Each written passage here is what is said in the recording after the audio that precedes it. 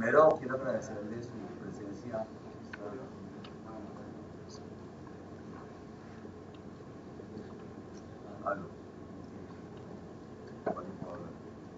Bueno, primero quiero agradecer su presencia aquí en este auditorio y sobre todo agradecerle al profesor, economista, investigador y el ministro de Economía de Cuba, José Luis Rodríguez, por su visita a esta facultad y a Colombia. Para muchos, la economía cubana es algo difícil de entender. Cuba es una isla geográfica, pero también ha vivido como una isla con respecto al capitalismo y a la economía de mercado mundial, no por decisión propia, sino también por imposición del bloqueo que ha vivido durante 6 décadas en la Cuba. Y en este momento en Cuba hay una discusión interesantísima que debería, digamos, atraer a todos los economistas, porque están haciendo algo que en Colombia se discutía como algo terrible, que era discutir el modelo económico. Ellos en este momento están en la discusión más profunda, crucial y decisiva sobre el modelo económico, lo que implica romper y superar y cambiar y transformar una economía basada en el Estado y dirigida desde el Estado, por una economía que apenas se está diseñando. De hecho, aquí el profesor Rodríguez me mostraba ahora el material sobre lo que se está discutiendo ahora en las universidades populares en Cuba. Y la discusión tiene la faceta fundamental es, primero, es qué tanto mercado va a haber, cuáles van a ser los derechos de propiedad, cuál va a ser la integración entre los sectores autogestionados o autogestionarios y el resto de la economía, cuál va a ser el papel de la inversión extranjera y del capital en este proceso, y cuál va a ser además el papel y la conservación de los objetivos de necesidades sociales y de igualdad que mantiene, digamos, la economía cubana en unas circunstancias nuevas en las cuales va a haber propiedad, va a haber, y hay una discusión que está abierta, no sé si va a haber acumulación de capital o no, creo que no es la idea. Y lo otro es cuál sería el tipo de sistema económico, la estructura económica, los incentivos económicos que existirían en esa nueva economía, en ese nuevo modelo económico. Es una discusión inédita, interesante, que no se había dado en otro país, en los antiguos países socialistas del este. Lo que hubo fue un cambio, un giro radical, totalmente una catástrofe del sistema, pero no hubo una discusión alrededor de hacia dónde iba en términos del sistema económico. Cuba ha abierto esa discusión, que se está haciendo además a nivel de toda la población, no solamente los economistas, sino de toda la población, y creo que es una discusión fundamental que nos permite a nosotros entender cómo se crean y se destruyen sistemas económicos y cómo puede evolucionar la economía hacia una situación que no sea ni absoluto mercado de comercio capitalista, pero que tampoco sea de control absoluto del Estado como ocurría antes en Cuba. Entonces, el profesor José Luis Rodríguez fue ministro de Economía de Cuba, es profesor titular de la Universidad de La Habana, es investigador del Centro de Investigación de la Economía Mundial de La Habana, ganador de varios premios científicos en Cuba y además autor de 8 libros, y creo que pues, es la persona más indicada para poder darnos una idea sobre lo que está ocurriendo en Cuba e iniciar una discusión que es importante también para nosotros como economistas y como colombianos. Entonces, bienvenido, profesor Rodríguez. Bueno, buenos días. Muchas gracias a la invitación de esta Universidad del Valle para poder estar con ustedes hoy. Estamos aquí en una semana de solidaridad con Cuba, en Colombia. Tenemos distintas actividades en diversas universidades.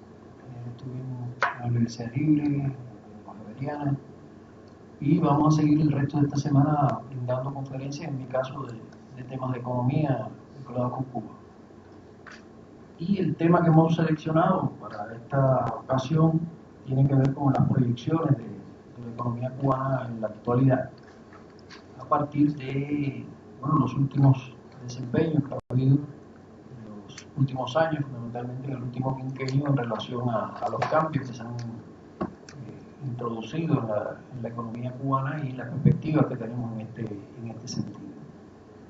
Lo primero que hay que destacar, que ya se fue mencionado el compañero Iván, que es te cambié bueno, el compañero Boris decía que efectivamente este es el panfleto, digamos, el tabloide, como le decimos en Cuba, que tiene los temas fundamentales que se están discutiendo ahora, los conceptos, la conceptualización del modelo y el plan hasta el 2030. Aquí está. Este documento se empezó a discutir masivamente ahora en el mes de junio, se cerró la discusión ahora en el mes de septiembre y bueno, ha tenido una acogida muy intensa por todos los que están interviniendo en esta discusión. A mediados de julio, a los 45 días de iniciarse este proceso, se hizo un cierre de cuánta gente había opinado y qué había dicho. Y aparecieron más de 704.000 participantes y plantearon 95.000 cambios en el documento. Entonces se podrán imaginar que cuando cerremos la cifra hasta septiembre va a ser mucho mayor. A partir de que se está discutiendo muy intensamente, bueno, esto depende de lo que vamos a hacer de ahora en adelante. No es el primer proceso de discusión, hay antecedentes en los últimos 25 años de discusiones masivas con la población de los cambios en la economía. Cuando enfrentamos la crisis de los años 90, en el momento que desaparece el campo socialista, Cuba entra en un proceso muy complicado, prácticamente de resistencia y de reinserción en la economía internacional, y se discutió con la población en dos ocasiones. En el año 91, cuando fue a celebrarse el cuarto congreso del partido para ver qué pensaba la población de hacia dónde debíamos ir, y se recogieron opiniones de todo tipo, desde gente que propuso que bueno, que había que ir a una transición al capitalismo, que ya el socialismo no había votado sus posibilidades, hasta la mayoría de la población que votó por seguir el camino socialista. Ayer me preguntaban, bueno, el nivel de propuestas hacia el capitalismo fue exactamente el 0,002% de los opinantes, pero bueno, aparecieron esas opiniones y se registraron. Después, cuando ya entramos en el proceso de revertir las tendencias de la economía en el año 93-94, se hizo un proceso que se llamó de los parlamentos obreros. Estábamos enfrentados a una situación muy complicada en ese instante porque había una presión inflacionaria enorme, había mucho dinero en circulación, no había oferta suficiente, la liquidez en manos de la población, el M2 en manos de la población, llegó al 73% del Producto Interno Bruto. Y eso era una situación que incluso amenazaba ya con la desmonetización. La gente no quería dinero, lo que querían eran bienes y se estaba implantando ya el trueque prácticamente y la gente estaba rechazando el papel moneda. Bueno, hubo que tomar medidas fuertes, aumentar precios, rebajar gastos en el presupuesto.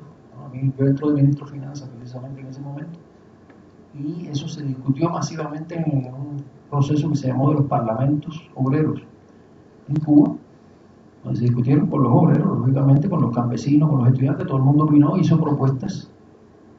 En aquellos momentos, imagínense ustedes, no había computadora todavía y se recogieron 530.000 propuestas.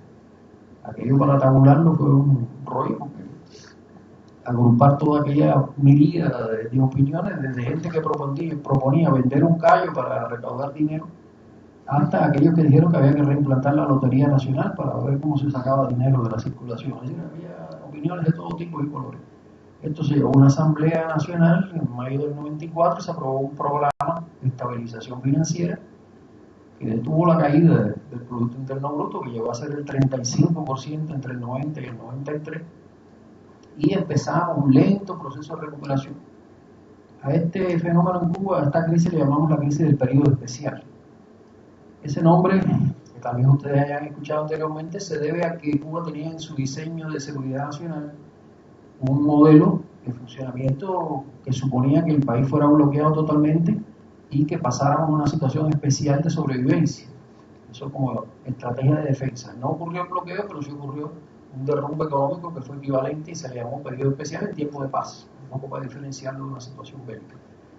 En ese momento, la crisis del periodo especial golpeó muy duro en la economía y en la vida de los cubanos.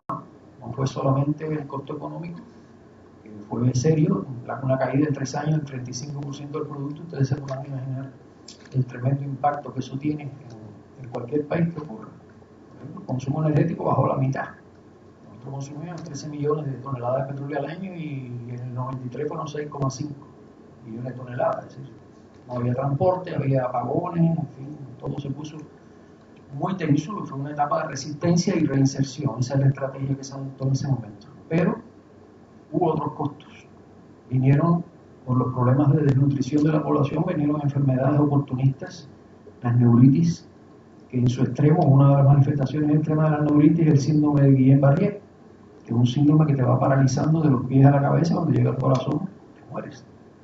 Y eso no fueron cifras solamente. Yo tuve compañeros míos en el Buró de la Juventud en aquellos años que murieron, precisamente, por no poder detener a tiempo ese proceso. Es decir, tuvo costos humanos importantes esa etapa. Y nosotros, para que tengan una idea del golpe, nosotros tuvimos un consumo alimentario por debajo del mínimo vital durante 4 años. Es decir, en Cuba el insumo calórico y proteico bajó el año 93 a 1.850 kilocalorías diarias y 46 gramos de proteína.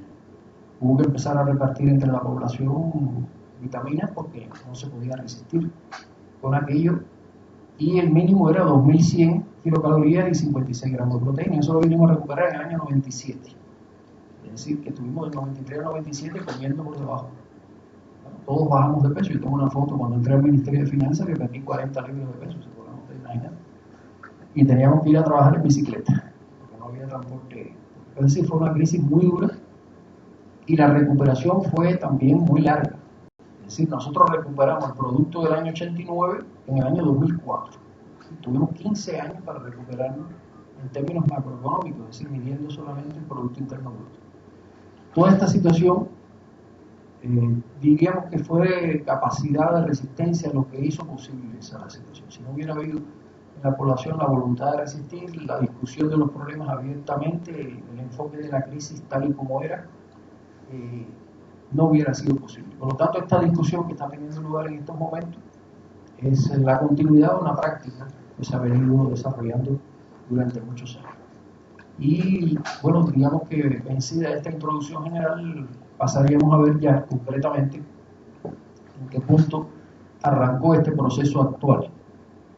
Primero, la economía cubana, como ustedes se podrán imaginar, en estos años, a partir del año 90, fue una economía de resistencia, es decir, tratamos de sobrevivir y empezar un poco a nivelar la economía a partir del 2004. Pero se presenta una coyuntura económica entre 2008 y 2009 muy comprometedora a partir de los impactos de la crisis que está teniendo lugar en el mundo en ese momento, y que a Cuba la golpea muy fuerte por 2 vías. Uno, por la elevación del precio de los alimentos. En el año 2008, por ejemplo, nosotros pagamos por sobrefacturación de los alimentos 840 millones de dólares. Es decir, comprando lo mismo, los precios nos golpearon violentamente. Y además, la subida, el disparo de los precios del petróleo que se produce. Aún cuando teníamos acuerdos ya con Venezuela desde el 2004 para que se nos pagara los servicios que prestábamos en Venezuela y compensara, por lo tanto, la factura petrolera, la elevación de los precios fue de tal naturaleza que el saldo de la balanza comercial de ese año, a pesar de los buenos acuerdos con Venezuela, fue negativo, en más de 2.000 millones de dólares. Esto llevó a la dirección del país y a todos los que teníamos que ver con esto a la necesidad de replantearnos ya el funcionamiento del modelo. Algo estaba fallando que no se podía resolver solo buscando más financiamiento. Y es que viene todo un proceso de reflexión entre el 2008 y 2009.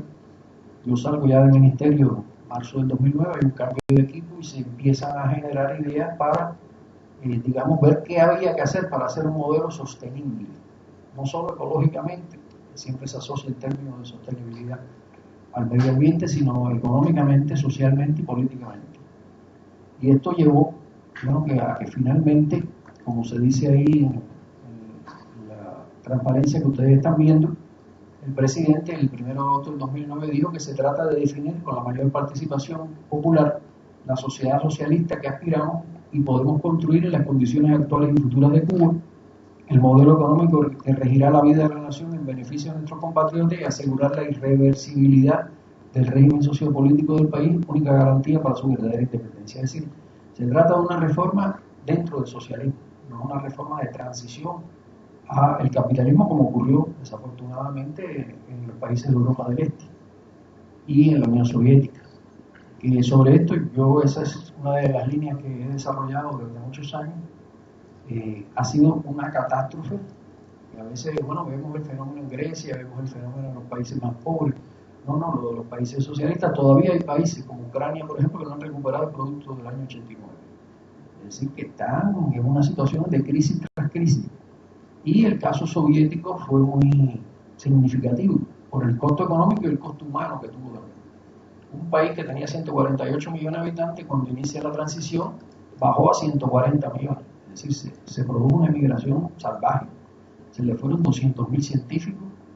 La esperanza de vida de los hombres bajó a 57 años. Es decir, era un desastre de todo tipo. Y esa transición, lógicamente, no era la que queríamos nosotros en el caso de Cuba, y ahí está la experiencia. Hay una economista inglesa que hizo un artículo que se llama Cuba Inesperada, Unexpected Cuba, que lo publicó en Left Review, donde hace una comparación entre lo que Cuba está haciendo y lo que hicieron los países de Europa del Este, que es muy interesante, para explicar por qué no vamos a esa transición y lo que queremos es un cambio dentro del socialismo y no un cambio fuera del socialismo. Desde luego, es una meta complicada y esto supone revisar nuestra estrategia de una estrategia de resistencia que fue la del periodo especial. En la etapa actual estamos en un proceso de creación de condiciones para el desarrollo sostenible a mediano plazo. Y esto es diferente a lo que teníamos anteriormente. En el periodo especial lo que se trataba era de sobrevivir y ver cómo seguíamos funcionando en la economía internacional una vez que desapareció el campo socialista. Y ahora de lo que se trata es ver cómo el modelo se sostiene económica, política y socialmente, lo cual supone un proceso no de corto plazo, un proceso de mediano y yo diría también alguna cosa de largo plazo, y a eso se refiere precisamente los documentos que vamos a analizar en el día de hoy. Este modelo socialista comenzó con una propuesta de lineamientos de política económica que se emitió en el 2010. En el 2010 se saca la propuesta, se discute con la población cambió el 68% de esa propuesta, la gente dio criterios y se cambiaron muchas cosas. Y estos lineamientos se aprueban definitivamente en el 2011 para el periodo 2011-2016, que es el periodo que estamos venciendo en este instante. En ese proceso hubo cambios fundamentales con relación al modelo anterior. En primer lugar, un viejo tema, el tema de las relaciones de mercado en una economía socialista. Este es un tema que conceptualmente diríamos que demoró muchísimos años en abordarse más o menos a una solución razonable de por qué subsiste el mercado cuando desaparece la propiedad privada. Cuestión que la discusión data de la época inicial de los soviéticos, de los años 20, las broncas entre Prigozhin, Bukharin, etcétera, en esos años son debates muy ricos, donde se trató de explicar cómo era posible que en un régimen socialista, pues el mercado siguiera existiendo. Y las explicaciones que se dieron fueron, vamos a decir, bastante descaminadas en aquel momento. Porque la tesis de Prigozhin, que Stalin retoma después, es que existen relaciones de mercado porque hay distintas formas de propiedad. Y se le quedó un detalle fuera, y es que existen dentro de la propiedad estatal. Entonces, está bien, si existe propiedad estatal, cooperativa y privada, bueno, pero ¿cómo explicar las que existen dentro del Estado? Este tratamiento, o más diríamos, el maltratamiento del tema del mercado en la economía socialista llevó a que inventaran una categoría, que es el cálculo económico. Se hace tesis oficial en el año 1935, el cálculo económico en la economía soviética, que decía que las categorías mercantiles eran puramente formales en el socialismo, que eran algo así como una forma de recoger estadísticamente una realidad, pero que no tenían contenido propiamente. Esta tesis del año 35 se repite nuevamente en un famoso trabajo de Stalin, Los problemas del socialismo, en la URSS, que se publica en el año 52, vuelve a repetir la misma tesis, que el mercado es puramente formal. Y esto llevó a un maltratamiento que cuando entran las reformas en la época de Khrushchev, de 1958 a 1965, el tema, bueno, ya produce una especie de estallido en la teoría, porque no hay manera de explicar cómo hay que manejar categorías financieras, hay que manejar categorías económicas sin contenido. Y finalmente, ya en la segunda mitad de los 60 es que se llega a la conclusión de por qué existen esas relaciones monetarias y mercantiles en el socialismo, y es a partir del bajo nivel de socialización que la sociedad tiene en estos momentos, en el momento que se decide la construcción socialista, que impide que el trabajo sea directamente social. Es decir, que usted lo que produce sea recibido por la sociedad en una perfecta armonía, no es posible. Para eso hacen falta muchas condiciones, nadie las ha logrado totalmente, es decir, la socialización total no se ha logrado en ninguna parte. Y lo que existe entonces es una intermediación entre el esfuerzo individual y las necesidades colectivas que solo puede transcurrir hasta ahora por el mercado. Entonces, puede no existir propiedad privada, mayoritariamente, es decir, que es minoría, y sin embargo, siguen existiendo condiciones por ese aislamiento económico relativo en el socialismo para que exista el mercado. Ese reconocimiento vino a darse, vean ustedes, a segunda mitad de los años 60. Comparen con el inicio de la Revolución de Octubre en 1917. ¿Cuántos años se tardó el tema en resolver? Las consecuencias de esa demora, de esa, vamos a decir, no solución conceptual de un tema tan importante, lógicamente incidió en Cuba también. Es decir, nosotros tratamos de violentar el mercado en los años 60. En los años 60 nosotros eliminamos la contabilidad. Es decir, hicimos una cosa que se llamó el nuevo sistema de registro económico. Ustedes, los que tienen un conocimiento mínimo de contabilidad, saben que la contabilidad se basa en la partida doble. Eso lo inventó Fray Lucas Pacio en el siglo XV. Nosotros quitamos la doble partida y lo que hicimos fue una relación de gastos. Y eso se le llamó nuevo sistema de registro económico. Lógicamente, las proporciones, todo lo que plantea la contabilidad en su análisis se perdió. Y llegamos al punto de eliminar el presupuesto público en el año 67. Es decir, se eliminó el control central de gastos e ingresos y las partidas se aprobaban una tras otra sin que existiera ninguna ni emisión controlada ni correlación de gastos. Y eso llevó también a una situación económica complicada a la altura de 1970, cuando se hace un rebalance, visto que no habíamos logrado las producciones de azúcar que requeríamos, la famosa zafra del año 70 en particular. Y viene una revisión de todo eso y un retomar, a la luz de las reformas que habían tenido lugar en los países socialistas, viene un retomar del cálculo económico. Se implanta un modelo en Cuba en el año 75 que va a retomar los principios que los soviéticos ya habían aceptado a la altura de los años 60, y ese modelo va a funcionar del 75 al 85.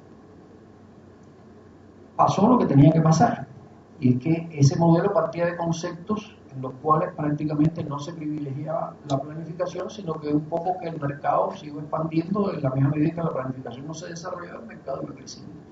Surgieron las teorías del socialismo de mercado, muy promovida por los yugoslavos, por los húngaros, y lógicamente ese proceso lo que tendía cada vez más es a resaltar la insuficiencia de la planificación y a potenciar cada vez más el mercado. Se llegó a esa contradicción, es decir, un socialismo que, lejos de potenciar la forma controlada de gestión social a través de la planificación, lo que cada vez habría más espacio en el mercado. Yo lo digo con una sola frase: el socialismo de mercado, ya en la época de Mikhail Gorbachev, terminó muy sencillamente, se acabó el socialismo y se quedó el mercado. Esa fue la solución a esa contradicción. Y que desde luego Cuba tomó nota de todas esas lecciones. Y empezamos ya a ver las consecuencias negativas que tenía el mal manejo de las relaciones del mercado, no negándolas, pero sí tratando de manejarlas adecuadamente desde los años 80. Se iba por un camino razonable en ese sentido, pero viene la crisis del periodo especial y todo eso se paraliza. Pasarían, vamos a saltar el tiempo, 20 años hasta que llegamos a este punto que está planteado aquí, donde ustedes van a ver que entre los cambios conceptuales al cabo del tiempo, incluidos en estos documentos, en primer lugar hay un mayor espacio de las relaciones monetarias y mercantiles y la propiedad estatal. Es decir, reconocer la existencia del mercado fue una primera cosa en este sentido. Porque anteriormente se admitía que existía, pero reduciendo administrativamente su papel, vamos a decirlo de esa manera. No reconocimiento económico, sino un control muy administrativo sobre el mercado, lógicamente no podía funcionar de esa manera. Usted no puede decir que por un lado los precios se formen de acuerdo al mercado y por otro lado ponerle regulaciones administrativas encima. Todavía hoy tenemos problemas con eso, pero bueno, por lo menos en los papeles se reconoció que eso no debía ser de esa manera. Segundo, se reconoció que permanecía el papel fundamental de la propiedad estatal, pero que había que abrir un espacio a propiedad no estatal, de tres tipos: propiedad privada, lo que en Cuba llamamos el trabajo por cuenta propia; propiedad cooperativa, que también se frenó durante muchos años; y propiedad mixta, es decir, con inversión extranjera. Esto fue un cambio sustancial también, es decir, un reenfoque completamente diferente. Esto unido a la descentralización de la gestión. En Cuba hubo más conciencia de la necesidad de descentralizar en los años del periodo especial, en los años 90. Nosotros montamos muchos esquemas mediante los cuales las empresas se autofinanciaban y aportaban ganancias al Estado, pero el Estado no intervenía directamente en la gestión de las mismas. Incluso creamos muchas sociedades anónimas para eludir la figura de propiedad estatal y tratar de eludir el bloqueo de Estados Unidos.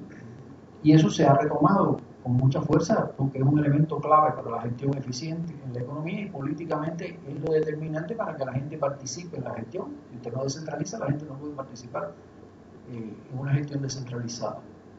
Y también un elemento que lógicamente es complicado, porque en Cuba el consumo social llegó a resolver absolutamente la mayoría de los problemas de la población. De manera que usted recibía beneficios sociales, no solamente la salud y la educación, que son los más connotados, los más conocidos, sino que usted le daba una casa, usted recibía una vivienda. La gente, incluso en el lenguaje, nadie hablaba de comprar una vivienda, aunque había que pagar simbólicamente una cantidad. La gente decía, me tocó una vivienda, ya te va.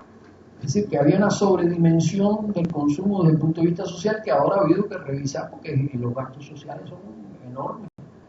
Y entonces se ha puesto mayor énfasis en que si usted quiere incrementar su consumo, bueno, haga un esfuerzo, reciba más dinero por el esfuerzo que hace y por esa vía debe el consumo. No se lo cargue todo al Estado. Así en los últimos años, por ejemplo, se ha permitido la compraventa de viviendas internamente en Cuba, la compraventa de automóviles, de manera que si usted legalmente acumula recursos para comprar todo eso, bueno, lo puede hacer. No es solo descansar en que el Estado me dé un carro, que el Estado me dé una casa, porque por ese camino se podrán ustedes imaginar que nunca terminaríamos y los gastos simplemente crecerían infinitamente. Estos son, digamos, los elementos que se introducen en el 2011. Y una cosa muy importante, se definieron qué tipo de soluciones podíamos encontrar a corto y a mediano y largo plazo. Se identificaron los dos problemas fundamentales. Primero, el déficit de la balanza de pago. Cuba no podía seguir con una carencia permanente de divisas que además el modelo no era capaz de revertir. Ese es un tema que vamos a retomar porque es la clave de estos últimos años y va a seguirlo siendo. Elevar la eficiencia económica. El país tiene que elevar su capacidad de inversión, aumentar la productividad. Si usted no hace nuevas inversiones, si no mejora la tecnología, la productividad no aumenta y por ahí los crecimientos serán extensivos toda la vida, lo cual no es posible.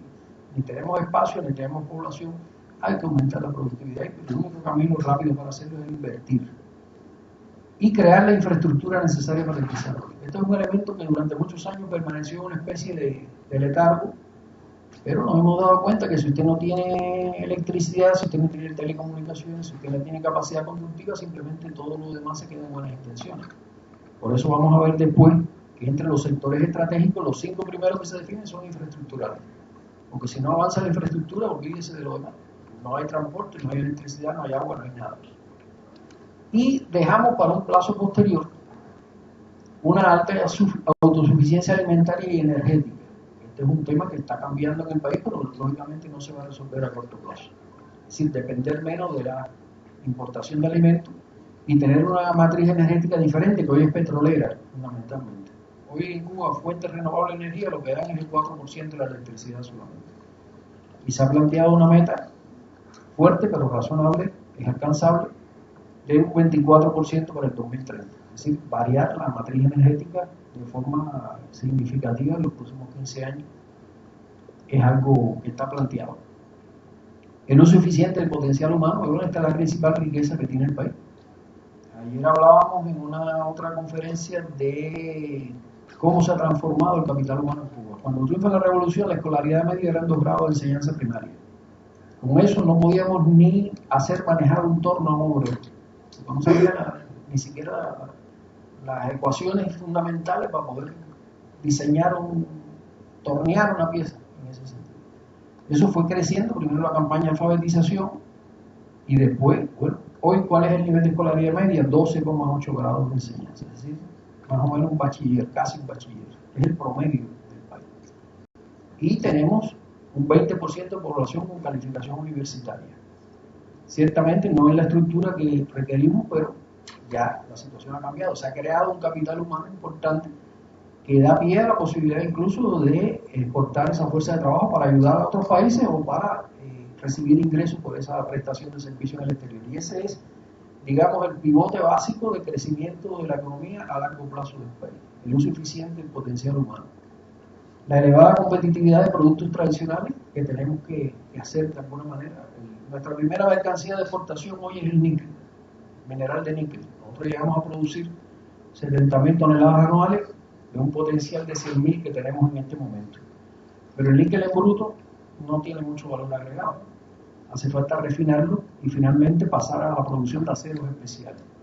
En Cuba se llegó a crear una planta para producir aceros especiales, pero nunca pudimos lograr la refinación en el país. Hoy Cuba refina su níquel en Canadá. Es un esquema muy interesante. Tenemos propiedad mixta en la planta de la productora de níquel en Cuba y propiedad mixta en la planta de Canadá. Ha habido etapas en las cuales la planta en Cuba la dirige un canadiense y la planta en Canadá la dirige un cubano. Pero lógicamente, como ustedes se podrán imaginar, no es lo óptimo ni desde el punto de vista de la transportación ni desde el punto de vista de la gestión tener la refinación fuera del país. El problema es muy complejo. ¿Cuánto cuesta una planta de refinar níquel? La tecnología actual son 700 millones de dólares. No se encuentra en una esquina. Hemos tenido proyectos de los chinos, hemos tenido proyectos de los venezolanos, pero lamentablemente no lo hemos podido hacer. Pero eso es lo que nos daría más competitividad. Es decir, elevar el procesamiento, crear mayor valor agregado a la producción de níquel, como uno de los ejemplos, y así ocurre con millones de cosas. Eso tiene que ser un objetivo a alcanzar también. Y, lógicamente, desarrollar producciones de alto valor agregado. El sector insignia en este momento es la biotecnología. Pero nosotros lo que exportamos de productos de biotecnología en este momento es alrededor de 600 millones de dólares al año. Tenemos una capacidad instalada para producir 1.200 millones. Si no producimos más es porque el mercado fundamental de consumo de la biotecnología es Estados Unidos. Y no podemos entrar a esos productos de Estados Unidos. Es decir, Estados Unidos es el 60% del mercado de la biotecnología mundial. Y nosotros tenemos la capacidad, tenemos los científicos, tenemos las plantas, pero en resumen, ¿qué nos da hoy en exportaciones alto valor agregado? 13% de las exportaciones. Es decir, es muy bajo el nivel de participación y eso hay que cambiar. Esta es, digamos, hacia dónde tiene que ir la solución de los problemas. Lógicamente, plantear la necesidad de soluciones implica después, bueno, cómo lo vamos a hacer. La secuencia para crear condiciones para el desarrollo en este momento en Cuba, para explicarlo de una forma lo más gráfico posible, parte de tener que dar los siguientes pasos. En primer lugar, tenemos que resolver o aliviar el déficit de la balanza de pago. Esto supone renegociación y pago de la deuda atrasada. Como ustedes supondrán, en los años estos de periodo especial nosotros dejamos de pagar deuda y cayeron en default una serie de créditos que no se pudieron pagar en su momento. Como ustedes también saben, el crédito que entra en default carga intereses moratorios. Y los intereses moratorios en el caso de Cuba eran el doble de un interés normal. Si era un 6%, te cargaban a partir de que lo pagabas el 12%. En resumen, cuando empezaron estos procesos de cambio en el 2009, el 27% de la deuda de Cuba era deuda vencida. Por lo tanto, había que salir de ella, porque eso se convierte en una hipoteca. No es posible seguir arrastrando esos créditos, porque tenemos ejemplos de lo que eso significa. Por ejemplo, la deuda con el Club de París se dejó de pagar en el año 86. En el momento que se detienen esas operaciones, estábamos ligeramente por debajo de los 8.000 millones. Cuando se renegoció el año pasado, la deuda acumulada era de 16.000 millones, es decir, se había duplicado. Porque te empiezan a cargar los intereses, te los meten en el principal y sigue creciendo aquello como la espuma. Además, con tasas moratorias de por medio. Es decir, habría que salir de ese problema. Y eso es lo que más hemos avanzado en estos últimos años realmente. Porque hemos logrado salir de las grandes deudas no renegociadas y no pagadas en años anteriores, y el país ha tenido que concentrarse en uno de los costos de esta reforma, que es equilibrar o reequilibrar la balanza de pago. Cuba ha invertido en estos años, con todas las necesidades que tenemos internas, más de 19.000 millones de dólares en pago de servicios de deuda atrasado. El año pasado, se dio la cifra públicamente, fueron 5.661 millones de dólares. Y este año son 5.299 millones de dólares, el 6% del Producto Interno Bruto. Es decir, hemos tenido que asumir ese costo porque si no, no salimos. Porque imagínense ustedes que nosotros aspiramos que la gente venga e invierta en Cuba. Inversión extranjera, la necesitamos, no tenemos capacidad de inversión propia. Y usted le debe a esa persona. Imposible. Lo primero que le dice aquí, bueno, señor, págueme primero. Le voy a poner un kilo más en Cuba si usted no me paga lo que me debe. ¿No? Ha habido que transitar ese camino para que empiece entonces a fluir la inversión extranjera al país. Ya en este año estaba previsto que se pagaran 5.299 y se retomaran 6.500. Es decir, un 23% más del servicio que se paga. Es decir, empieza a cambiar la calidad del financiamiento, la calidad del crédito, la inversión. Pero eso es un proceso que no es de hoy para mañana. Vean ustedes que hemos pagado una cantidad significativa en los últimos años y no hemos recibido respuesta hasta ahora que empieza a darse la respuesta. Sobre todo después del 17 de diciembre y del cambio en las relaciones con Estados Unidos. Es decir, hay un problema de tiempo entre que usted paga y empieza a recibir los beneficios, que no es poco. Esa diferencia, porque en el interín usted tiene que comer, tiene que vivir. Por lo tanto, el otro paso inmediato es desarrollar inversión extranjera. ¿Bajo qué condiciones? Cuba requiere inversión extranjera, no tiene capacidad de acumulación propia suficiente. Nosotros lo que tenemos de tasa de acumulación o tasa de inversión más simplemente es el 7% del Producto Interno Bruto y requerimos el 20% para empezar a desarrollar. Por lo tanto, si no hay inversión extranjera es imposible pensar en un crecimiento de la eficiencia, un crecimiento de los sectores de la economía. Se hizo una ley de inversión extranjera en el año 95 que fue revisada y modificada por una nueva ley en el 2014, la ley 118 de inversión extranjera, que prevé las condiciones en que se debe desarrollar inversión extranjera.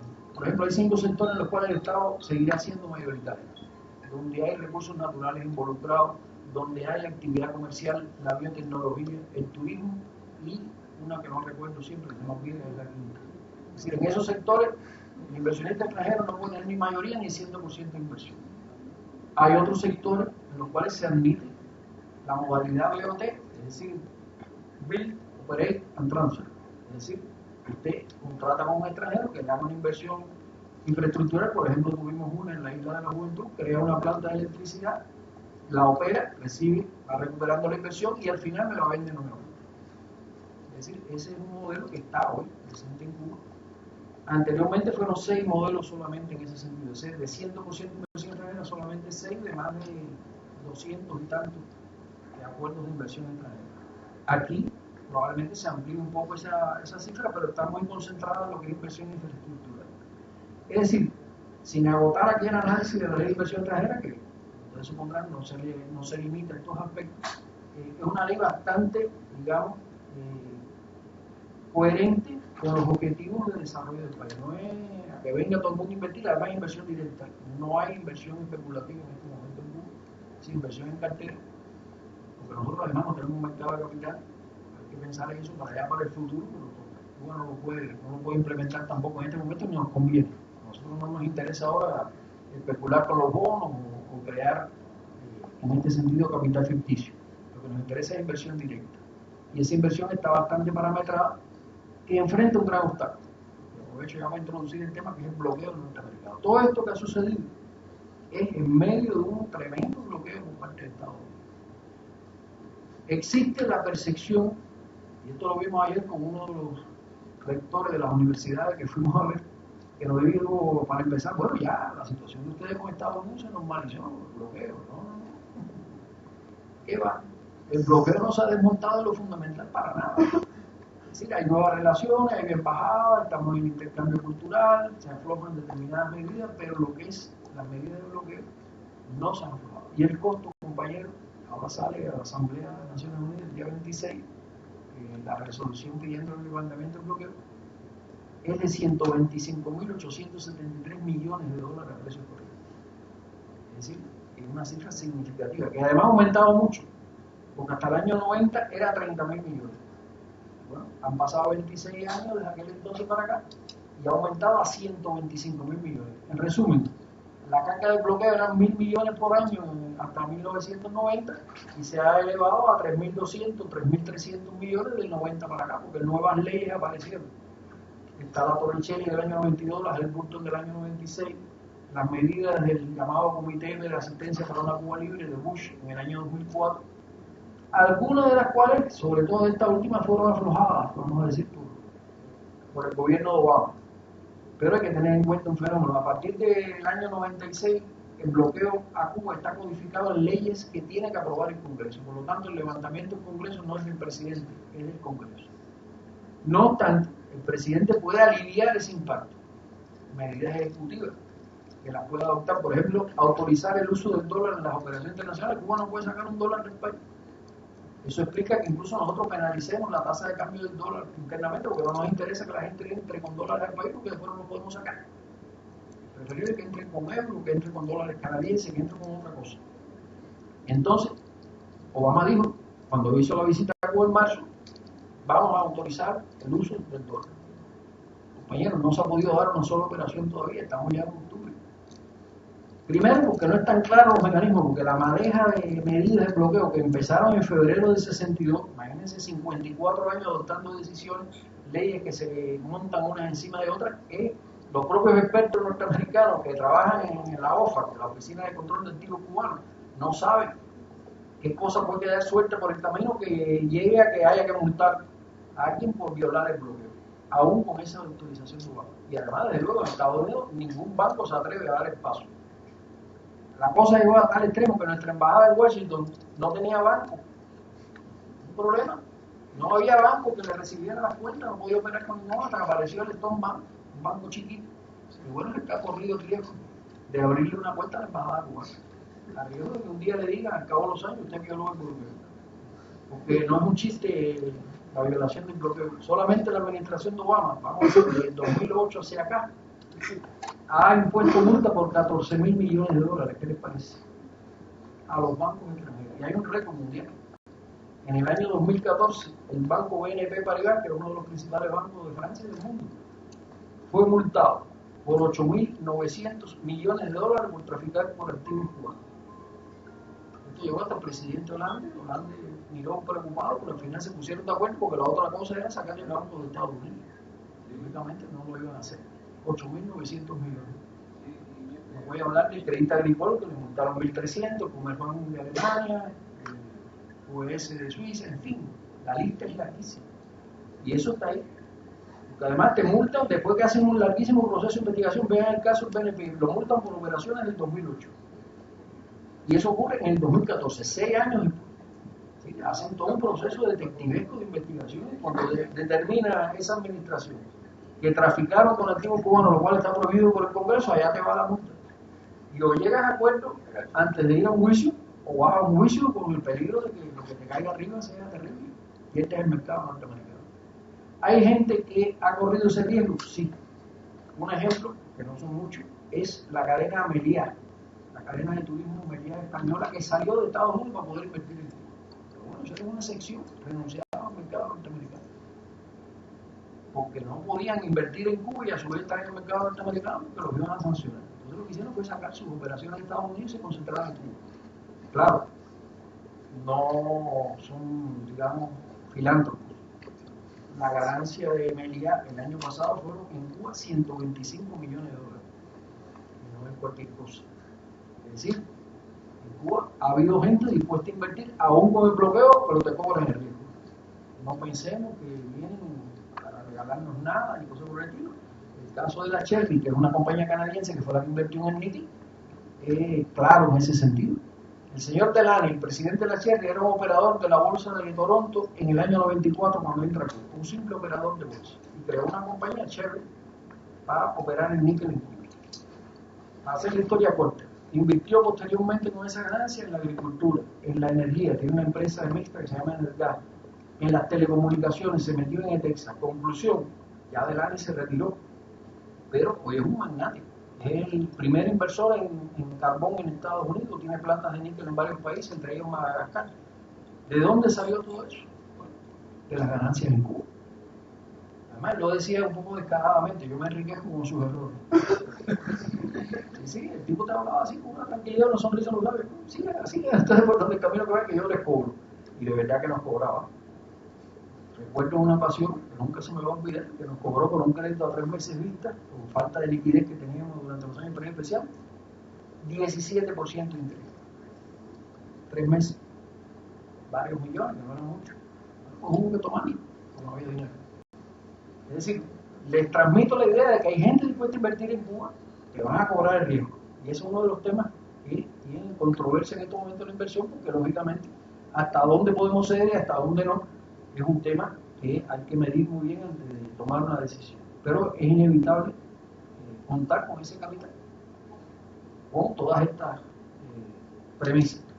Esto es lo que puede llevar al incremento de la productividad. En el mismo caso del níquel, bueno, un valor agregado mucho mayor, eso está claro, los efectos que produce, que si usted tiene refinación o si produce aceros especiales derivados del níquel refinado. Hoy se ha incrementado la productividad del trabajo, pero sobre la base del otro factor minoritario, que es la organización del trabajo. Es decir, hemos sacado gente sobrante y, lógicamente, que produce el mismo valor con menos gente, la productividad va a aumentar, pero eso tiene un límite. Pero no puede liquidar a todo el mundo. Le va siempre a quedar una gente. ¿Qué es lo que multiplica la productividad? Que usted invierte en nueva tecnología y esa tecnología le multiplica el valor agregado. Y para eso se parte inversión. Por lo tanto, ese camino es único, no hay otra alternativa. Esto es lo que puede llevar a que se incrementen los ingresos de la población y el nivel de vida de la población, cosa que es muy difícil de explicar, porque lógicamente la gente vive con muchas restricciones a partir de los propios años 90 que no han sido completamente superadas, ni mucho menos. Entonces decirle, bien, vamos a mejorar, pero hay que dar esto primero, esto después, hay que pagar deuda, etcétera, etcétera, no encaja con las expectativas a corto plazo de la población, lo cual hace que el manejo de la política económica y social sea bastante complicado en el corto plazo. Esto deriva, es decir, el no manejo o el manejo no adecuado de eso deriva en migración, deriva en migración laboral entre el sector estatal para el sector privado, deriva en millones de cosas, que son contradicciones que tenemos que afrontar a corto plazo nosotros. Y todo esto hay que hacerlo sin abandonar valores éticos y políticos propios del socialismo, la solidaridad social interna y externa. Ustedes saben que Cuba está presente, ayer decía la cifra la presidenta del ICAP en más de 50 países en este momento. Es decir, nosotros hemos tenido colaboración en términos de solidaridad con 163 países desde que esto empezó en el año 60, cuando se mandó la primera brigada médica cuando hubo un terremoto en Chile. Es decir, que Cuba ha mantenido eso y es parte de su educación. Y hoy, por ejemplo, en África eso tiene un impacto muy fuerte todavía, porque por Angola pasaron 300.000 cubanos. Nosotros llegamos a tener en un momento determinado 55.000 soldados en Angola, que fueron los que garantizaron que no ganara la contrarrevolución en Angola, pero que además existiera la liberación de Namibia y existiera la posibilidad de que soltaran la bandera y desapareciera la partida en Sudáfrica. Vean ustedes el impacto que eso tuvo. Que eso no es medible económicamente, pero desde el punto de vista de los principios es algo que está arraigado en la población cubana. Ahora bien, a corto plazo, ¿qué ha sucedido? Bueno, las transformaciones que se plantearon en el 2011, 313 lineamientos atravesados a lo largo por la necesidad de bajar la dependencia financiera externa y la necesidad de incrementar la productividad, llevó a que se pudieran cumplir en el cierre que se hizo este año un 21%, hay en ejecución 77% de esos lineamientos y 2 no se pudieron ejecutar. Los mayores avances, como ya les mencioné, se han dado en lo económico, en la esfera financiera y también contando con una reformulación y cierto avance en la inversión extranjera directa, pero evidentemente hay muchas cosas que no crecieron como estaba previsto. Incluso el crecimiento de la economía fue 2,8 en el quinquenio, es decir, no llegamos a las metas que teníamos planteadas, que eran superiores al 4%. Porque bueno, hay que decir, y este es otro tema, sobre el cual ahora mismo estoy escribiendo algunos artículos sobre el tema de la planificación. La planificación en una economía abierta y subdesarrollada es un fenómeno hipercomplejo. Tengan ustedes en cuenta que el nivel de apertura de la economía cubana es el 47%. Es decir, usted suma importaciones y exportaciones, lo divide entre el PIB y le dan 47%. Más o menos simplificando un poco las cosas, eso significa que su producto depende un 47% de cosas que ocurren fuera de sus manos. Porque o vende productos más caros, los vende más baratos en sus exportaciones, o los compra más baratos, los compra más caros en sus importaciones. ¿Quién controla eso? lo vamos a ver después incluso en la perspectiva de este quinquenio, qué pasa con los precios del azúcar, qué pasa con los precios del níquel, qué pasa con una serie de cosas que Cuba no puede controlar, no hay posibilidad de que lo pueda hacer. Es decir, que esto tiene una serie de aspectos. El no solución de algunos problemas ha llevado a que se mantengan diferencias sociales que han crecido en estos años.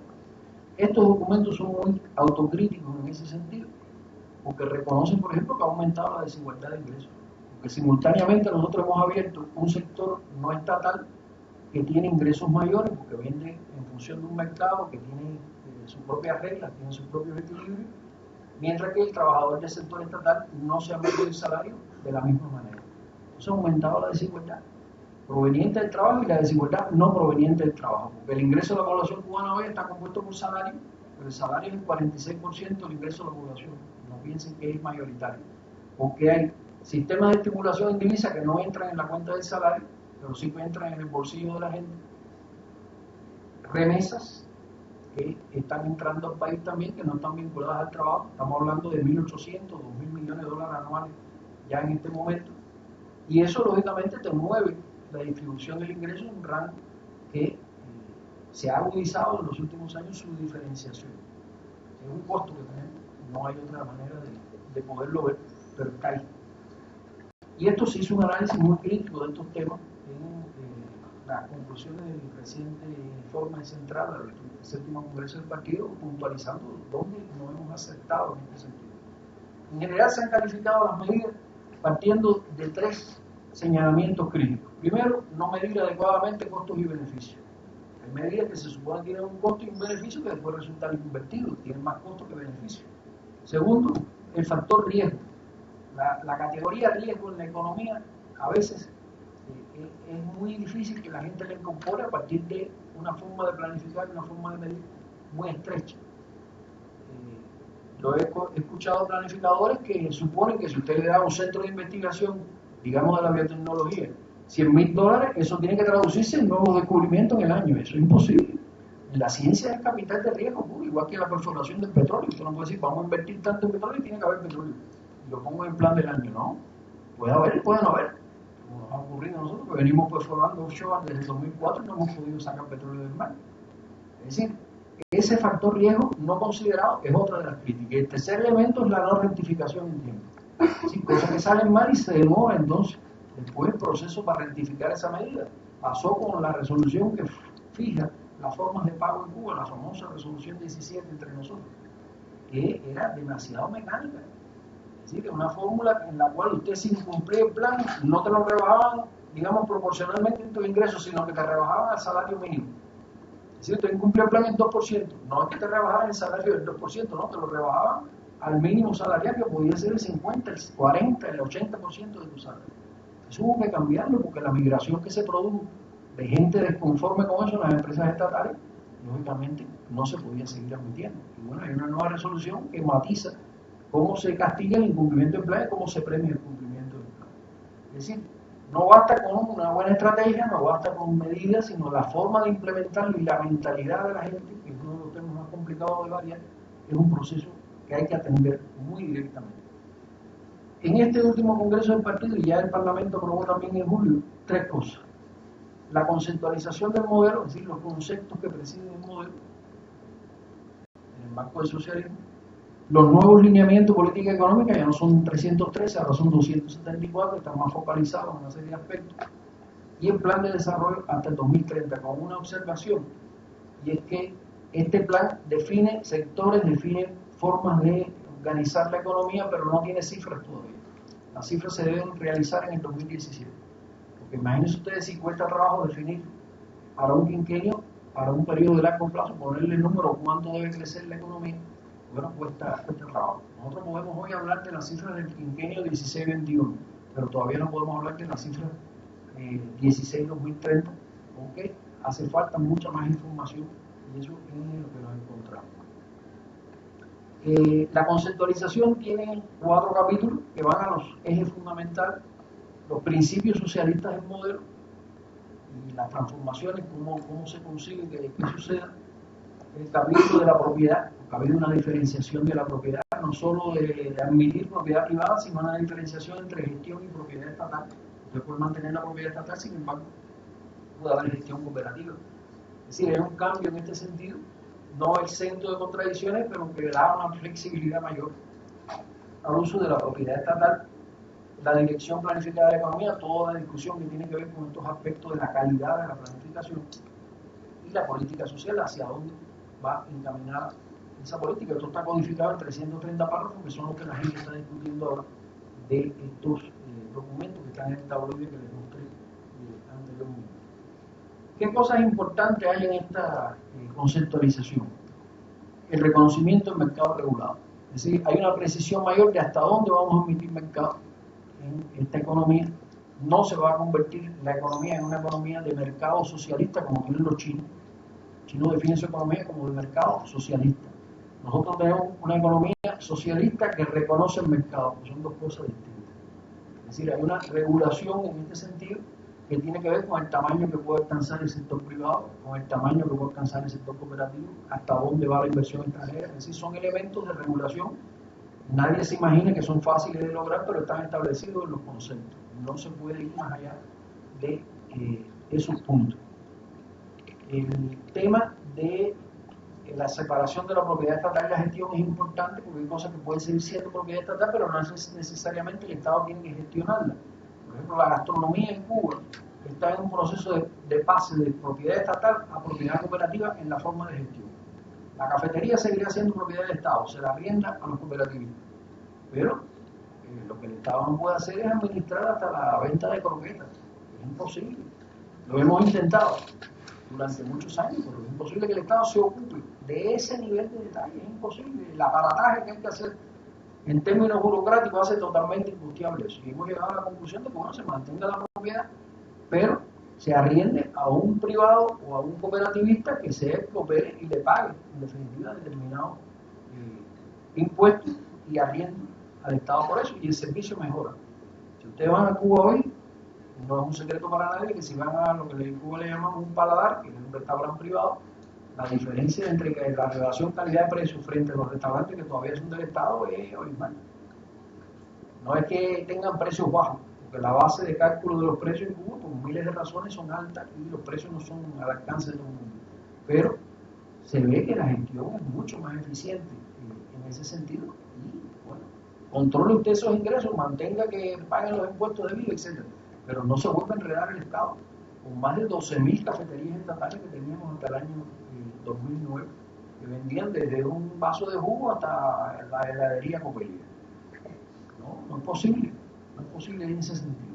El reconocimiento de la propiedad privada de personas naturales y jurídicas. Esto es un cambio importante. Hasta ahora eran personas naturales, trabajan por cuenta propia. Ya admitimos que puede haber pequeñas y medianas empresas del sector privado que tienen un tratamiento diferente. No es lo mismo un artesano trabajando él y su mujer que una empresa donde el tipo tenga 10 empleados. Evidentemente, desde el punto de vista fiscal, desde el punto de vista crediticio, desde el punto de vista de muchas cosas, tiene que tener un tratamiento diferente y finalmente se aceptó que existe o se reconozca ese tipo de empresa con las limitaciones que se planteaban. Y por lo tanto hay una delimitación entre las pymes y los trabajadores con cuenta propia que es muy importante. Se admite la asociación entre el Estado y la propiedad privada. Hasta ahora nosotros admitíamos la asociación del Estado con la propiedad extranjera, sin embargo el Estado no se podía asociar con un privado nacional. Una cosa contradictoria. Es más fácil, es más controlable, es desde todo punto de vista más operacional, que usted se pueda asociar con una cooperativa o se puede asociar con una pequeña empresa para producir determinadas cosas y eso permita que la gestión sea mucho más eficiente. Bueno, hasta ahora el Estado no lo podía hacer, eso se admite en este momento. Y hay un planteamiento que es muy discutido, que es que se plantea el principio de que prevalecerá la planificación y no el mercado, cosa que en general está clara, pero cuando se habla de la acumulación, se plantea que no se autorizará la concentración de propiedad ni ingresos no estatales. Miren, es muy difícil. Si usted abre el mercado al sector privado, ¿cómo se desarrolla un sector privado exitoso? Inmediatamente que acumula empieza a generar más propiedad. Lo tenemos hoy en Cuba. Hoy hay cadenas de restaurantes en Cuba, ya no es solo un paladar. Hay una muy conocida, por lo menos en la ciudad de La Habana, que se llama Chuchería. chuchería, como su nombre indica, lo que vende son batidos, dulces, este tipo de cosas. No, ya tiene 3 restaurantes en La Habana. Entonces usted tiene que poner una política en ese sentido. No es decirle al tipo, no puede seguir acumulando y además te confisco todo lo que ganes por él. Tiene que buscarle una alternativa. Por ejemplo, fondos de inversión mixtos entre el Estado y el sector privado, que permitan canalizar eso con ganancias razonables. Eso es una experiencia que nos las han propuesto incluso economistas norteamericanos y canadienses que han trabajado esto mucho en el sector cooperativo. Es decir, que hay fórmulas en este sentido que aparecen en los documentos un poco más refinadas que lo que aparecían en el 2010, donde se decía simplemente no se puede eliminar la acumulación, pero miren, la acumulación se dio. Esos 3 restaurantes, o la gente que tiene flotillas de carros para transportar, flotillas de taxi, existe en La Habana. Porque hay 4 sectores que se han desarrollado con mucha fuerza entre los privados. En primer lugar, el arrendador de vivienda. Hoy en Cuba existen más de 16.000 habitaciones reconocidas que alquilan a turistas extranjeros. Hay lugares en Cuba muy paradigmáticos desde el punto de vista turístico, como es Trinidad o el Valle de Viñales, que no tienen hoteles estatales. Entonces, allí que va un turista que va, que se aloje en una casa privada. Bueno, cobre el impuesto, haga lo que sea, pero usted no le puede decir a ese hombre que no la alquile, porque si no el turista no llega hasta allí, no puede dormir. Esa es una cosa. Y está, en segundo lugar, el restaurante, el paladar. ¿Sí? Altos ingresos también. En tercer lugar, está el transportista. Y en cuarto lugar, el artesano. Estas 4 categorías son de alto ingreso en el sector privado y cooperativo, que empieza a emerger también en este sentido, y son gente que además sus ingresos están asociados más al sector externo que al sector interno. Es decir, el paladar le interesa más que vengan turistas a comer que vayan cubanos al restaurante, porque el ingreso básico le viene por el turismo. Igual que el arrendador de vivienda, hay arrendadores de vivienda que le alquilan a cubanos también. Pero incluso hemos llegado ya a un punto en este elemento de relaciones con Estados Unidos que en Cuba está operando Airbnb, que es una agencia de reservación que trabaja en ese sentido, tiene una pila de clientes ya en Cuba, porque se ha movido un sector privado grande en este sentido. Es decir, hay una transformación, en este caso, importante. Y eso se ve en la participación en el empleo y en el producto. En el año 89, el 94% de los trabajadores del país eran del sector estatal. Solo un 6% eran privados y cooperativos, fundamentalmente agrícolas. Hoy, el 29% de los trabajadores no trabajan en el Estado. Es decir, trabajan en el sector privado, trabajan en el sector cooperativo o están asociados a empresas mixtas de capital extranjero. Pero ese 29%, excluyendo de la empresa mixta, es decir, lo que es cooperativo y trabajo por cuenta propia, con un elevado nivel de empleo, lo que crea el PIB es el 12%, porque son sectores de baja intensidad de capital. Y además no interesa que el sector de trabajadores por cuenta propia invierta en el níquel o invierta en la biotecnología, ese no es el camino.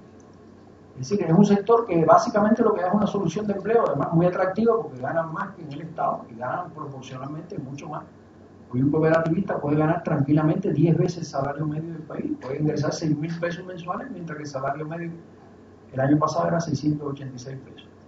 Es decir, hay en ese sentido una diferenciación clara y un proceso, digamos, que se va conduciendo, no sin errores, pero se va conduciendo, y que en la perspectiva está definido de esta manera. Y un elemento muy importante que es el reconocimiento de la participación de los trabajadores en la gestión económica. Esto no estaba tan claro en los lineamientos del 2011. Aquí hay 6 párrafos dedicados al problema. De los 330 hay 6 párrafos dedicados a garantizar que los trabajadores participen. Y esto tiene que ver con la descentralización de la gestión. Porque usted no puede tener una planificación de lo que llegue a la empresa, hacer un plan que aprobó alguien en un ministerio y eso le llega a los trabajadores, la gente vota a favor del plan o no, y ya se acabó el proceso. Tiene que haber un proceso de creación interna de iniciativa que después se confronte con las limitaciones que lógicamente el país puede imponer por la limitación de recursos, energética, lo que sea, pero tiene que haber un nivel de participación en este sentido, que es lo que estamos tratando de impulsar ahora. Es uno de los puntos de rompimiento con la mentalidad anterior más fuerte que hay. ¿Okay? Lógicamente las tendencias burocráticas implican esa verticalización, cuesta trabajo separarlas, pero bueno, está dentro de los documentos normativos como un elemento a superar en este momento. El segundo documento, los lineamientos, este es un poco más rápido, presenta una serie de iniciativas interesantes. Primero debe resolverse ya el tema de la ley de empresas. Cuba no tiene en este momento una ley que diga cómo es una empresa estatal, cómo es una empresa privada, una pyme, una empresa cooperativa, una asociación con capital extranjero, más allá de determinadas definiciones que están en algunas leyes generales, como la ley de inversión extranjera. Se debe crear un ente nacional para atender las cooperativas, porque hoy las cooperativas están subordinadas a determinados ministerios. Hay ministerios que avanzan rápido, por ejemplo la construcción, y ministerios donde este avance es mínimo en este sentido. Por ejemplo en el transporte. El sector cooperativo casi que no existe. Y eso no puede estar a nivel de un ministerio, tiene que estar a nivel del Consejo de Ministros. El acotamiento de la deuda interna, vamos a verlo después en las limitaciones financieras que el país tiene para este próximo quinquenio. Es decir, no es endeudarnos y seguir por ahí para adelante. Cuba desde el 2013 financia el presupuesto de más de un 70% con deuda interna por primera vez. ¿Qué significa eso? Que ya no hay esa emisión monetaria para cubrir el déficit, por lo cual es un factor inflacionario, como ustedes perfectamente pueden entender. Por lo tanto, tiene que haber un acotamiento hasta dónde podemos endeudar, tanto en lo interno como en lo externo. Y eso es un elemento importante. La ampliación del sector no estatal como solución de empleo va a seguir en esta etapa. No hay que impulsarla especialmente porque las propias condiciones económicas favorecen ese proceso. Y se están estimando tasas de crecimiento para este quinquenio, aunque oficialmente no se ha dado una tasa, los cálculos están dando entre el 3 y 4%. Cuba, para sostenerse o autosostenerse en el tiempo, tiene que crecer más del 5%. Es decir, que en este quinquenio todavía nosotros no llegamos a ese punto. ¿Sí? Se están creando condiciones para desarrollarse, pero vean ustedes que no se puede pensar en abstracto. Lo que dan los números es 3-4%. Estos son análisis hechos fuera de Cuba y análisis hechos en Cuba. Más o menos coinciden en ese rango de crecimiento. Nadie está diciendo que vamos a crecer al 5%. Sobre todo con la permanencia del bloqueo, que es un factor limitante fuerte.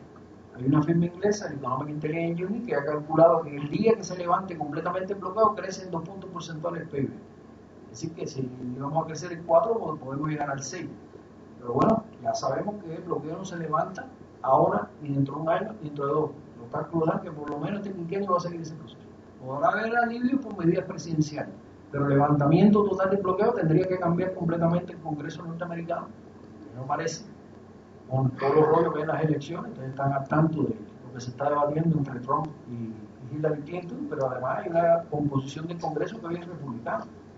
Eso puede variar, pero puede no variar completamente. Aunque hay muchos republicanos que apoyan las relaciones con Cuba, eso es otro elemento. Es decir, no hay nada más parecido a republicano con demócrata y viceversa en Estados Unidos. Es decir, hay que ver las personas con nombre y apellido porque no, el color del partido no lo da todo. Pero bueno, hasta ahí estamos en los lineamientos.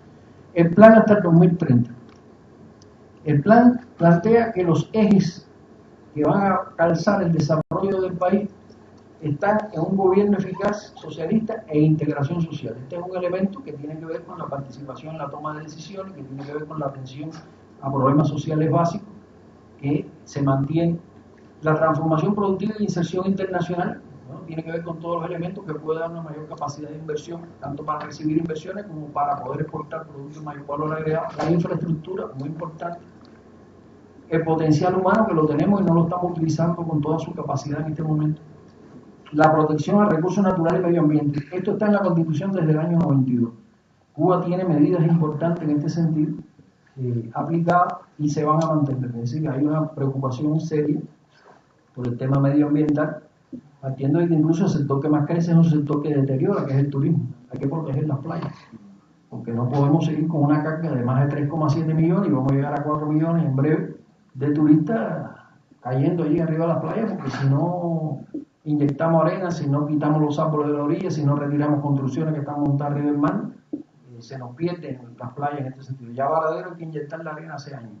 Es decir, no es un problema nuevo, pero es un problema que se mantiene como política, igual que el níquel. Usted pasa por los yacimientos de níquel y lo que tiene es un paisaje lunar, polvo rojo, como la película que se hizo sobre este tema. Entonces tiene que reforestar. Cuba, por suerte, ha avanzado bastante en la reforestación. Hoy tenemos 29% de la superficie del país reforestada. Pero, de todas maneras, no es un tema que ya se puede descansar en ese asunto. Y está todos los temas que tienen que ver con desarrollo humano, justicia y equidad, que deben mantenerse con las acotaciones que ya mencioné anteriormente. Ahora, ¿cuáles son los sectores estratégicos? Son 11 definidos en el proyecto. Ustedes van a ver que hay Yo personalmente creo que faltan sectores, pero bueno, llegaremos ahí. Los 5 primeros son de infraestructura. De ahí la importancia que tiene la infraestructura. Tenemos que ampliar la capacidad constructiva. Hoy Cuba está careciendo de fuerza de trabajo suficiente para las inversiones en el turismo. En Cuba se discute mucho ahora, por ejemplo, que hay hoteles en La Habana que han contratado mano de obra india para construir en Cuba. Lo cual, bueno, ustedes se pueden imaginar la discusión que hay, porque ¿por qué no constructores cubanos, esto y lo otro, etcétera, etcétera? Es decir, hay una escasez de técnica y, por otro lado, de fuerza de trabajo para las construcciones actuales. Ahora imagínense ustedes lo que nos va a pasar en los próximos 5 años si no incrementamos la capacidad de construcción. El electroenergético, ya mencioné el cambio de la matriz energética que se aspira. Las telecomunicaciones, bueno, se debate mucho el acceso a Internet. Cuba está ampliando el acceso a Internet hoy por una vía, digamos, masiva, que es la zona de Wi-Fi. Tenemos muchos parques en La Habana, muchas zonas en La Habana donde ya las personas se conectan directamente y es una de las vías, digamos, más operativas, más baratas que hemos tenido. Las últimas cifras oficiales de penetración de Internet daban muy bajas, en un 23% solamente. Esto se está ampliando con mayor velocidad, pero por ejemplo introducir la banda ancha, eso lleva inversiones importantes. No se piensen ustedes que es fácil y además está el bloqueo. Porque todo esto se va moviendo, pero cuando usted tiene que contratar fibra óptica, cuando tiene que conectarse con una fibra que pasa cerca de Cuba, no lo puede hacer por el bloqueo. Entonces no es tan sencillo el asunto como pudiera pensarse, no es un problema de voluntad. Hay una masificación de la computación en Cuba. Tenemos una universidad de ciencias informáticas que tiene más de 14.000 graduados de primer nivel en estos momentos. Uno de los problemas que tenemos es cómo emplear a toda esa gente de forma eficiente, porque si no emigran, como nos está sucediendo. La logística, el transporte, almacenamiento y comercio. Miren, Cuba no tiene ferrocarril, podemos decirlo así en esos términos. ¿Cuánto vale poner a un nivel, digamos, normal para la economía cubana los ferrocarriles en Cuba? 20.000 millones de dólares. Eso está calculado ya, porque no es cualquier cosa. Entonces, usted puede traer las locomotoras más aerodinámicas, los mejores trenes, que si no tienen las vías, no les es posible. Un tren en Cuba, hay tramos en la vía central que tiene que ir a 10 kilómetros por hora porque no admite más velocidad. ¿No? Esos temas tienen que acabarse de resolver porque es el transporte más barato y es el que menos tenemos. No le voy a hablar de la flota. Nosotros debemos tener más de 1 millón de toneladas de desplazamiento en nuestra flota antes del periodo especial. Hoy lo que tenemos son 6 graneleros y unos barcos más chiquitos. Es decir, se perdió todo aquello, porque los barcos ustedes saben que tienen una capacidad de operación en el tiempo que cuando se vence ya va para el desguazadero. Este es otro tema que hay que resolver. La logística de redes hidráulicas. Uno de los temas clave en el mundo, no en Cuba, es el agua. Nosotros tenemos una capacidad de embalse de 9.000 millones de metros cúbicos. Pero una cosa es tenerlo ahí en la presa y otra cosa es que riegue o que vaya al acueducto. Y esas inversiones, compañeros, son enormes. Nosotros tenemos un trasvase en la provincia oriental, una de las zonas más secas del país, el norte de Oriente, que tuvimos una sequía que hubo que llevarle pipa a los hoteles turísticos de esa zona porque los turistas no tenían ni agua para tomar. ¿No? Usted no puede seguir en esa situación. Se decidió en el 2009 hacer un trasvase de la zona montañosa donde hacía ya un macizo Nipe-Baracó hacia el oeste. Bueno, eso cuesta 300 millones. Llevamos 5 años y eso no se ha concluido todavía. Es decir, que no estamos hablando de centavos. El acueducto de Santiago de Cuba, que no se ha concluido todavía, ya estamos con más de 170 millones de inversión. Y falta el de Villa Clara y el de La Habana, porque se pierde el 50% del agua que se bombea por los salideros. Es decir, que cuando hablamos de inversiones hidráulicas, no se piensen ustedes que es cualquier cosa. Estamos hablando de decenas y cientos de millones de dólares, pero hay que poner eso en prioridad, sin duda alguna. Porque hoy el agua del país, el 41% lo consume la agricultura. Y si no hay, en la agricultura cubana se requieren 3 elementos, lamentablemente. Tiene que tener agua, tiene que tener fertilizante y tiene que tener pesticidas. Porque las zonas naturales de mayor fertilidad es solo el 33% de la tierra. Están muy concentradas. Llanura, Habana, Matanza, Ciego de Ávila, el Valle del Cauca, el Valle de Cauverí, un poco en el norte de Oriente y punto. Si usted siembra fuera de esa zona, está embarcado. Porque hemos tratado de hacerlo. La papa, por ejemplo, se sabe que de Ciego de Ávila hacia el este no se puede cultivar porque los rendimientos caen por la calidad de los suelos, la salinidad, la desertificación en la provincia de Guantánamo. Es decir, no piensen ustedes que es un vergel la agricultura y requiere agua necesariamente. Hay un cambio sustancial en este sentido y fertilizante. Estamos muy por debajo de las necesidades también. Por ejemplo, una cifra. Nosotros estamos regando el 6% de la tierra agrícola que requiere riego, de un 36% que requiere regarse. Es decir, que hay un montón de lugares a los cuales no llega el agua todavía. Entonces, en secano los rendimientos, lógicamente, son bajos. El turismo, no tengo que mencionarlo, es un sector que más está creciendo en este momento. El año pasado creció 17% y este año va por el 12% aproximadamente de crecimiento, es decir, se ha disparado el crecimiento del turismo, lo cual ha hecho que haya que acelerar las inversiones para poder absorber la cantidad de turistas que están entrando. Los servicios profesionales se van a mantener como un ingreso importante, hoy son el primer ingreso líquido del país. Sabemos que esa situación no es permanente, los acuerdos son interestatales, tenemos ahora la experiencia reciente de Brasil con el cambio de gobierno. Bueno, Temer ratificó la presencia de médicos cubanos en Brasil por 3 años, pero en un proceso descendente donde él aspira que haya médicos brasileños, no lo sabemos, que vayan sustituyendo a los médicos cubanos. Hay otras posibilidades de desarrollo del sector de servicios de salud en Cuba. Hay experiencias muy interesantes, lo que hace la India, lo que hace Costa Rica con el sector de la salud son cosas que nosotros tenemos que asimilar, porque es traer la persona a recibir tratamiento en Cuba, que al parecer es mejor a largo plazo que llevar los médicos cubanos nuestros al exterior. El sector de la industria alimentaria y no azucarero agropecuario está claro, nosotros tenemos que sustituir, de esos 2.000 millones que importamos en este momento, alrededor de 800 millones se pueden sustituir en Cuba, pero hay que invertir porque la agricultura está descapitalizada. La industria azucarera, nuestro viejo sector azucarero, ya no es la cabecera de las exportaciones cubanas y la potencialidad de la industria azucarera está sobre todo en los derivados, más que en la producción de azúcar propiamente. Es decir, como alimento animal, como biogenerador de electricidad, como fuente de alimento animal, son posibilidades que tiene el sector de desarrollar. El ron, por ejemplo. Nosotros estamos vendiendo una marca de ron asociada con Pernod Ricard en Francia. Empezamos en el año 94 con 400.000 cajas. Hoy estamos vendiendo 4 millones de cajas Havana Club. Es decir, el ron se ha expandido, apoyado por la comercialización francesa, excepto en Estados Unidos, que es la bronca por la marca que hay en este momento, porque Bacardi está, en este sentido, ganó la marca en Estados Unidos. Bueno, Cuba está preparada a meter otra marca con la misma calidad el día que se abran las exportaciones de Estados Unidos. Y está la industria ligera, que es un sector muy amplio. Ahí, en industria ligera, lo más importante para mí es la industria además de industria creativa, que es todo el sector de la industria cultural, donde no tengo que explicarle a ustedes el potencial que Cuba tiene en este sentido, en la música, en la literatura, en el arte, en el ballet, en esto y en lo otro, que hoy no podemos ingresar todo lo que pudiéramos, porque los mercados fundamentales también están restringidos por los temas de bloqueo, etc. Y eso es algo que va a avanzar. No obstante, hay que oponer aquí, en mi opinión, el níquel. El níquel no se puede quedar fuera de estos sectores estratégicos porque es el primer renglón exportable del país y lo va a seguir siendo en los próximos años. Eso yo pienso que se cambie. ¿Y qué ritmos de crecimiento tenemos que lograr? Bueno, hay que crecer más del 5%. Todos los modelos econométricos dan que Cuba tiene que crecer entre 5 y 7% para hacerse sostenible en el tiempo el crecimiento. El nivel de acumulación tiene que ser de más del 20% del Producto Interno Bruto. Hoy les dije que estamos 7-8%. El promedio de los últimos años fue 10%. Inversión extranjera es lo único que nos puede sacar de ese punto. Y el endeudamiento permisible, en términos de endeudamiento externo, llega hasta el 40% del producto. No podemos pasarnos de él. Hoy estamos en el 29%.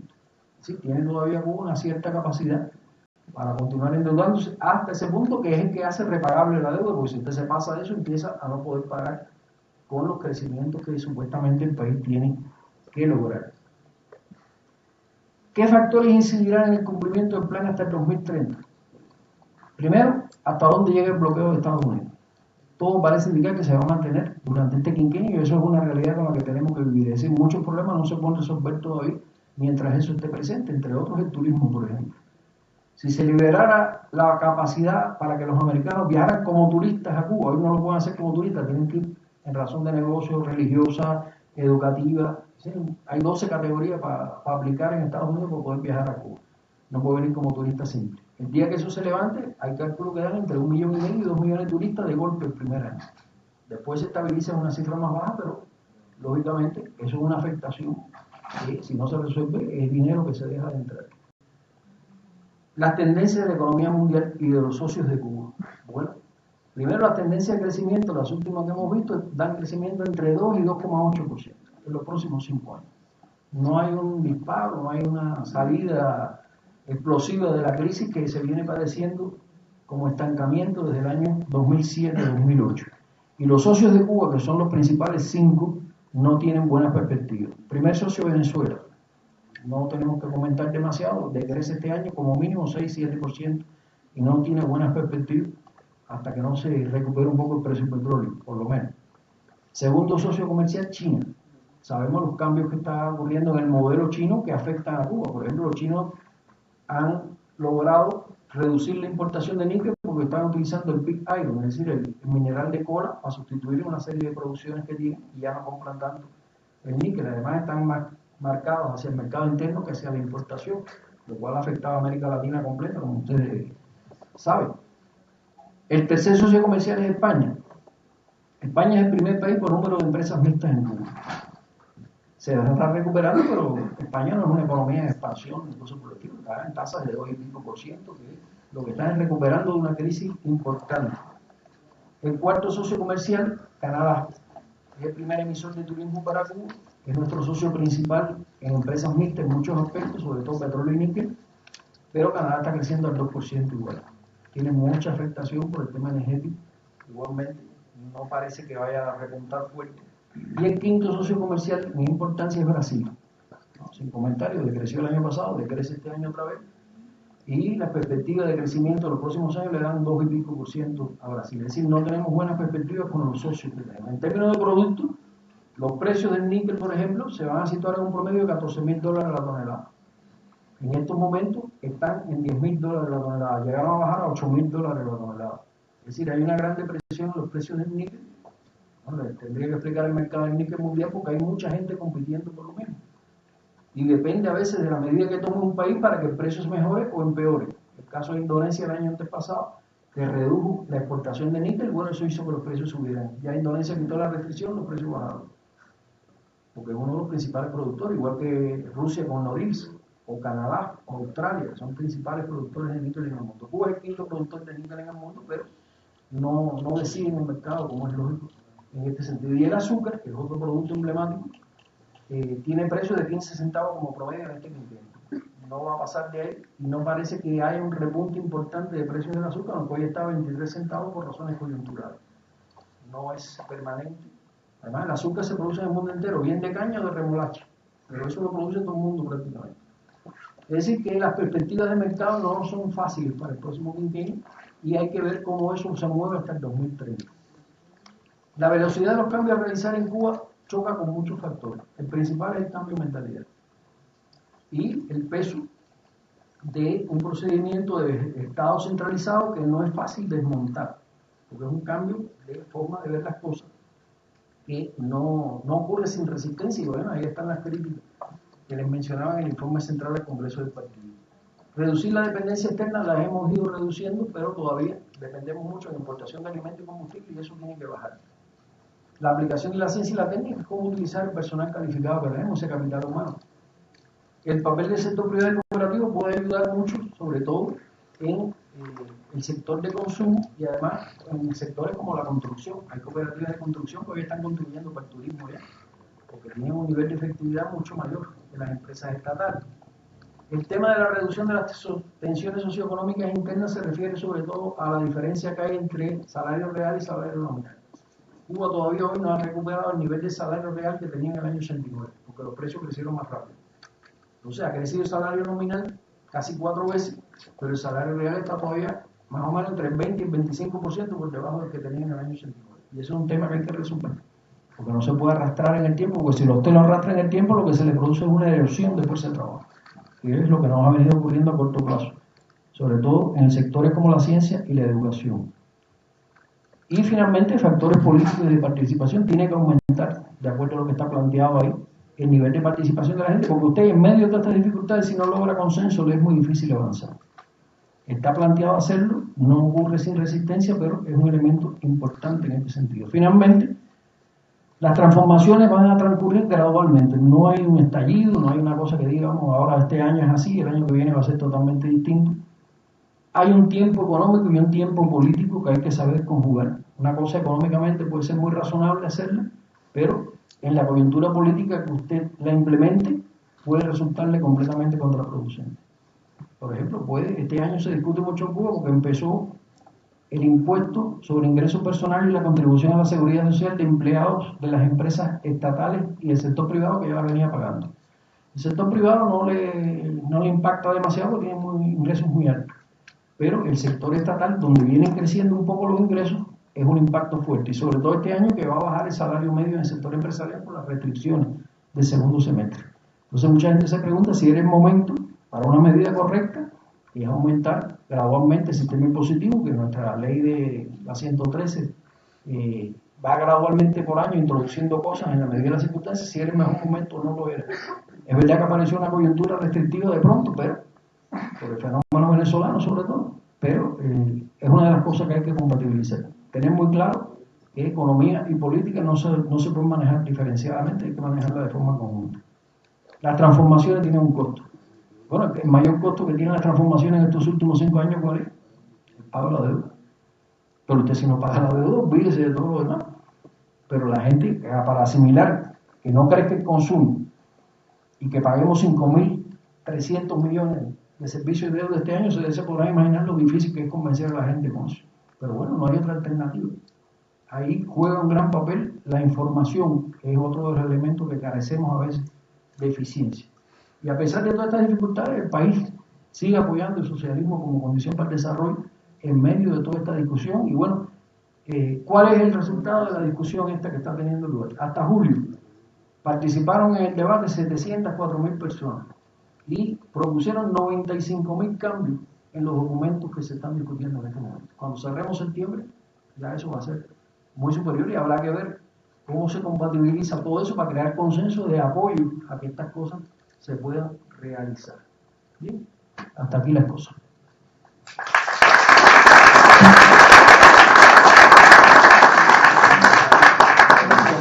Muchas gracias por la excelente exposición. Entonces, tiene la palabra